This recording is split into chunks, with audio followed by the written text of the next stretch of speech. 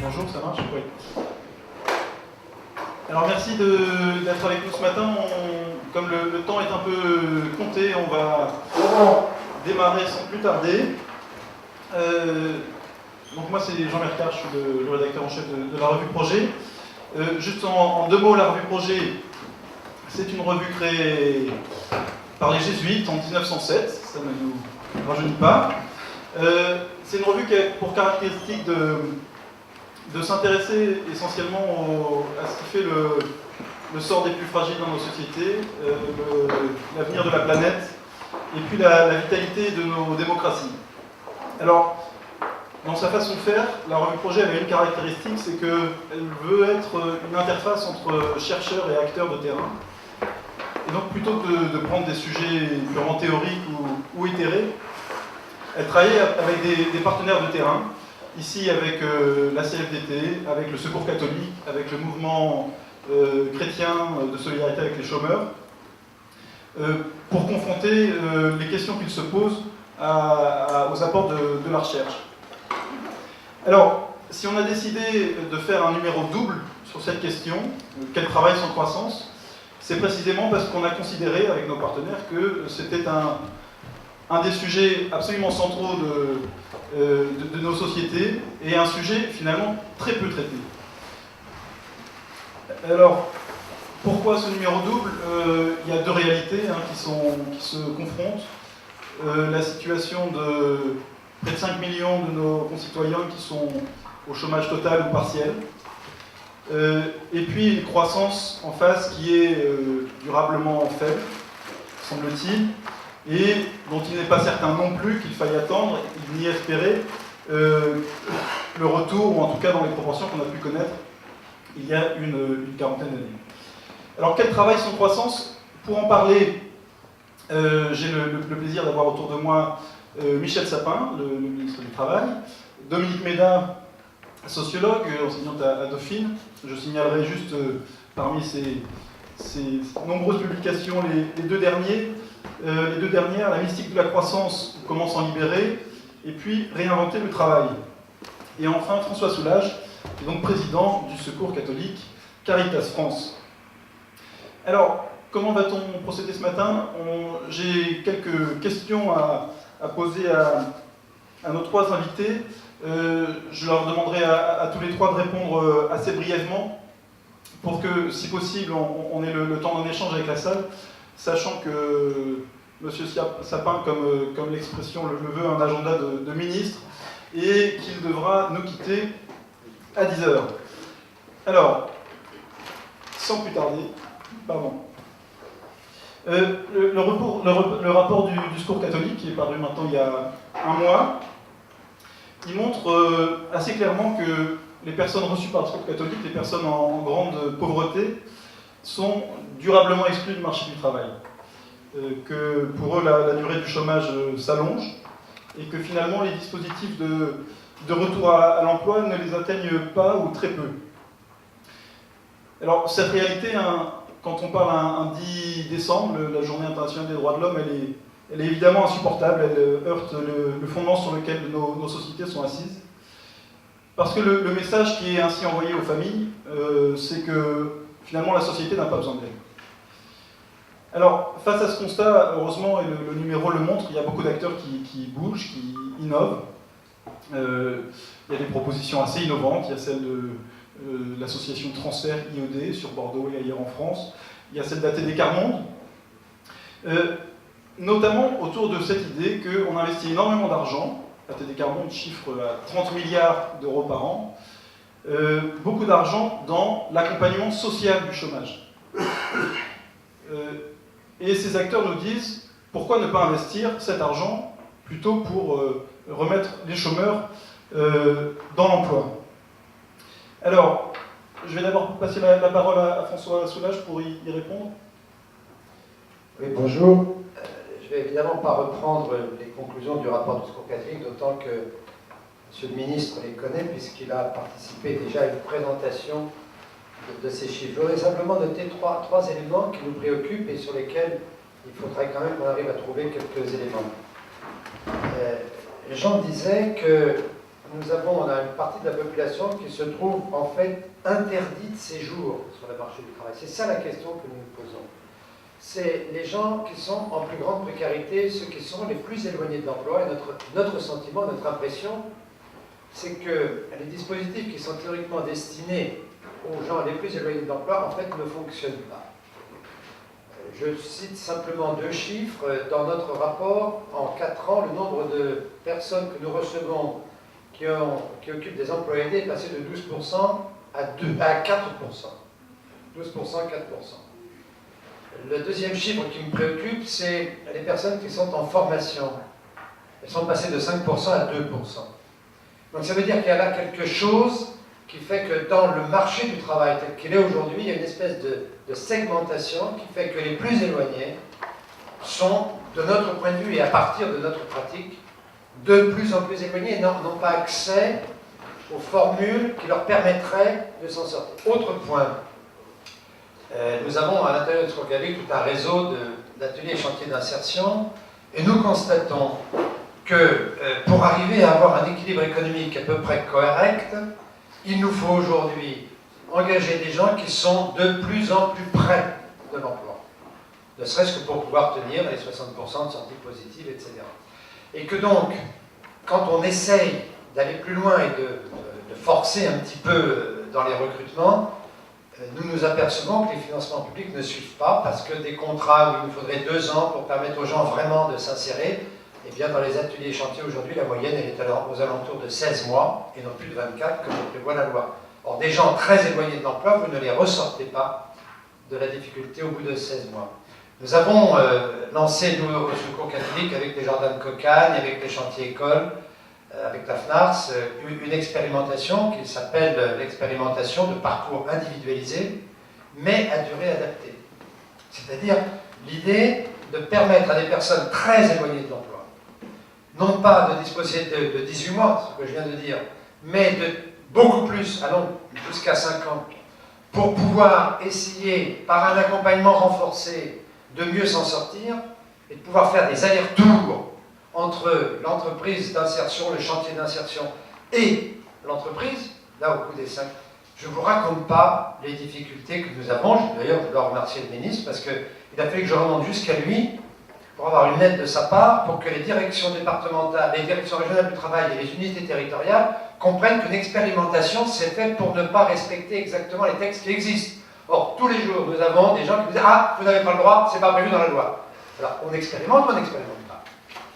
Et aujourd'hui, on a de grandes difficultés. Mais l'enseignement que nous avons, c'est qu'une partie des gens que nous avons recrutés dans cette expérimentation sont tellement éloignés de l'emploi, ils ont été tellement éloignés des formations qualifiantes préalables, des gens qui ont subi des plans sociaux importants, que nous avons du mal à leur faire imaginer qu'ils pourraient retrouver un emploi. C'est-à-dire qu'au bout des 18 mois, quand on leur propose, et on a travaillé avec Veolia, avec Vinci, on a travaillé aussi avec des entreprises locales, notamment dans la vallée de l'Arve, quand même les entreprises leur proposent de venir faire un bout de travail chez elles, 6 mois, ils n'arrivent même pas à se mettre dans la tête que là, ils ont une chance à saisir, et un certain nombre d'entre eux ne la saisissent pas.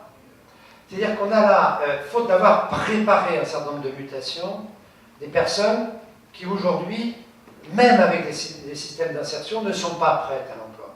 Alors ça veut dire effectivement que dans une période où il n'y a pas beaucoup d'argent public, il va falloir qu'on fasse, qu'on fasse très attention à bien utiliser. Et je pense notamment au fond de la formation professionnelle, parce que je sais que le ministre l'autre jour nous en a parlé. Attention à ce que cette formation professionnelle, elle touche bien les gens les plus éloignés de l'emploi, avec une anticipation des plans sociaux. Quand je vais dans les Vosges et que je vois des ouvriers du textile, alors qu'on sait depuis des années que le textile va se casser la figure, qui n'ont pas eu le moindre préparation à la reconversion, ce sont des gens qui nous disent « ne racontez pas d'histoire, c'est foutu ». Alors on va les mettre, ils auront les indemnités de chômage, donc c'est des dépenses passives, mais sans aucun espoir de les voir à un moment ou à un autre activés de quelque manière que ce soit. Et je trouve que là, voilà, c'est des enseignements que nous tirons et qui sont autour de questions sur l'avenir. Michel Sapin, vous avez ces interdits de séjour. Le constat qui est fait marche. Bon. Pardon. Oui, Oui, non, ça y est. J'avais le sentiment qu'il n'y avait pas de retour. Bonjour à tous. Oui, le constat qui est fait par François, qui a été fait par l'analyse excellente, effectivement, j'avais participé à la description, en tout cas au rendu compte de cette étude, est parfaitement juste. C'est au fond d'ailleurs la reconnaissance de la faillite d'un certain nombre de dispositifs ou de manières de regarder les choses s'agissant du chômage. Je ne vais pas faire un long tour, mais vous voyez bien que quand on est à 3 millions de chômeurs sans emploi du tout et à 5 millions de chômeurs, enfin 5 millions de personnes en difficulté par rapport à la quantité de l'emploi, il y a à la fois un phénomène conjoncturel, une crise avec des effets qui sont toujours graves pour les individus, mais auxquels on peut répondre par des mesures habituelles, qui sont de stimulation, on en parlera après, éventuellement de la croissance, en tout cas une croissance plus riche en emploi, mais ce que nous constatons, c'est que la montée du chômage s'est accompagnée de 3 phénomènes. Premier phénomène, le chômage des jeunes, massif, moins de 25 ans, et dans ce chômage des jeunes qui n'ont ni formation ni premier emploi, qui sont dès le départ, avant même d'être rentrés sur le marché du travail, dans une situation d'exclusion durable. Et parmi ces jeunes, il y a aussi des jeunes chômeurs de très longue durée. La deuxième caractéristique, c'est celle que je viens de nommer, le chômage de longue durée ou de très longue durée. Même là, au cours de ces tout derniers mois, ou ces derniers mois où le chômage global a légèrement baissé, le nombre des chômeurs de très longue durée a augmenté. Et la troisième caractéristique, c'est les plus de 50 ans. J'en vois quelques-uns dans cette salle, éventuellement à cette tribune, qui sont donc considérés comme étant des seniors et qui se trouvent être là aussi dans une situation d'augmentation de ce chômage. C'est dans ces 3 catégories que se trouvent ceux qu'on peut appeler, je sais pas, les interdits de séjour de l'emploi, ou en tout cas ceux qui sont en très grande difficulté par rapport à l'emploi. Ça, c'est le constat. Ce constat, il nous est commun. Ensuite, et je suis là pour cela, quelles sont les mesures que l'on prend pour essayer de remédier à ce constat, pour essayer de le faire évoluer. François Soulage a bien cité au fond 3 domaines que j'aurais voulu citer. D'abord, les emplois aidés. Les emplois aidés, parce qu'il faut que les emplois aidés soient ciblés sur ceux qui en ont le plus besoin, et non pas un système qui permet éventuellement de faciliter le retour à l'emploi de ceux qui, certes, sont sans emploi à un moment donné, ce qui est grave, mais qui n'ont peut-être pas tant de difficultés que cela à pouvoir le retrouver. Ça, c'est la question des emplois, par exemple, d'avenir pour les jeunes. Et c'est même peut-être la différence avec ce qu'on a pu connaître à l'époque. D'ailleurs, c'était justifié d'agir ainsi, avec les emplois jeunes. Je vous rappelle que pour les emplois jeunes, mais c'était justifié à ce moment-là, c'est pas une critique par rapport à la période, on n'était pas dans la même situation par rapport au chômage des jeunes, et en particulier cet enquistement du chômage des jeunes. Les emplois jeunes ont bénéficié, ils ont été utiles à une majorité de jeunes qui étaient qualifiés. Les emplois d'avenir, ciblage sur les jeunes sans qualification, enfin, de très faible qualification, inférieure au bac. Et on a tenu, puisque c'est plus de 80% des jeunes aujourd'hui, sur les quasi 100 000 qui sont en emploi d'avenir, qui sont en dessous. Et deuxième chose, pas simplement un emploi pendant une certaine période, mais la formation à côté, et pas seulement la formation, parce que le terme qui est bon, c'est l'accompagnement individualisé. Parce qu'il n'y a pas un jeune, et je dirais la même chose pour les autres catégories, qui soit dans la même situation que celui d'à côté. Et cet accompagnement individualisé, c'est la mission des missions locales, où ils doivent non seulement placer le jeune, mais ensuite l'accompagner dans l'emploi. S'il y a une difficulté, s'il y a un problème de santé, s'il y a un problème de mobilité, s'il y a un problème de relation au travail, parce que c'est pas si simple que ça, de travailler pour la première fois avec une hiérarchie, avec des horaires, ils doivent être là pour éviter qu'il y ait un échec immédiat, surmonter cet échec, aider employeurs et jeunes à surmonter cet échec. Donc voilà comment on a ciblé pour les emplois d'avenir. Nous faisons la même chose progressivement s'agissant des contrats aidés habituels. Je ne suis pas ici pour faire de la polémique politique, donc je n'en ferai aucune, mais sachez que les contrats aidés avaient 4 mois, encore une minute, 4 mois de durée moyenne au début de l'année dernière, c'est-à-dire janvier, février, mars, avril. Pourquoi avril? Je n'en sais rien. Et qu'aujourd'hui, nous avons considéré qu'il fallait mettre une moyenne d'au moins 12 mois. Quand je dis au moins 12 mois, ça veut dire que pour certains, 6 mois, c'est suffisant, mais que 2 ans, c'est indispensable. Et il y a un rallongement progressif et un ciblage sur ces publics. Je termine sur, d'abord, citer, on y reviendra peut-être, la réforme actuelle de l'insertion par l'économique, pour justement répondre à la préoccupation qui vient d'être soulignée par François Soulage, donc des contrats faits d'une autre manière, qui pourront être plus longs, qui pourront être avec des niveaux d'aide, d'abord on les garantit, et ensuite des niveaux d'aide modulés en fonction de la difficulté d'insertion de la personne, et donc de la durée dans l'insertion de cette personne. Enfin, la formation, c'est fondamental. Aujourd'hui, la formation professionnelle ne bénéficie pas suffisamment à ceux qui en auraient le plus besoin. C'est 3 catégories, ceux qui en ont le plus besoin. Le jeune sans formation, très peu de formation professionnelle, évidemment, allant vers ces jeunes, puisqu'ils n'ont encore jamais travaillé, et que c'est souvent attaché au fait d'avoir travaillé. Les chômeurs, comme si quand on était dans la case chômage, c'était pas là qu'on avait le plus besoin de formation pour retrouver un emploi. Et tu as raison de le dire, les moins qualifiés dans l'entreprise, parce que les moins qualifiés dans une entreprise ou dans un secteur sont les premiers à prendre en pleine figure le premier plan de restructuration. La première difficulté, c'est sur cela que ça tombe. Il faut donc réorienter la formation professionnelle et les critères de la formation professionnelle vers ces 3 publics. C'est l'enjeu d'une négociation en cours, difficile, compliquée, très contradictoire au sein du patronat comme au sein des syndicats, et parfois aussi entre syndicats et patronat. Je serai intraitable sur ce sujet. Cette réforme aura lieu en tout état de cause. Je souhaite qu'elle se fasse par la négociation, parce que c'est par la négociation qu'on réussit les plus belles réformes dans ce domaine-là. Les partenaires sociaux sont les mieux placés pour mettre en place des dispositifs de cette nature, mais la réforme se fera, et ce ne sera pas une réformette. Et les crédits se déplaceront vers ceux qui en ont le plus besoin. Ça fera son œuvre progressivement, parce que ça ne va pas du jour au lendemain, mais ce déplacement se fera, et se fera dans les jours qui viennent. Merci. Dominique Métal. Oui, moi je vais peut-être repartir de ce qu'on a pu voir avec des collègues. On a beaucoup travaillé sur le RSA, et précisément sur la manière dont les moyens étaient vraiment insuffisamment mis, et je crois que c'est un des défauts du RSA, insuffisamment de moyens mis pour ce qu'on appelle lever les obstacles à l'emploi. C'est-à-dire, il y a eu une étude juste avant l'entrée en vigueur ou l'invention du RSA en 2008, une étude de la CNAF, qui avait montré que les véritables obstacles au retour à l'emploi des personnes qui étaient au RMI et qui étaient les plus éloignés de l'emploi, c'était des affaires de garde d'enfants, de transport, d'insuffisance de formation, d'éloignement des centres de permis de conduire.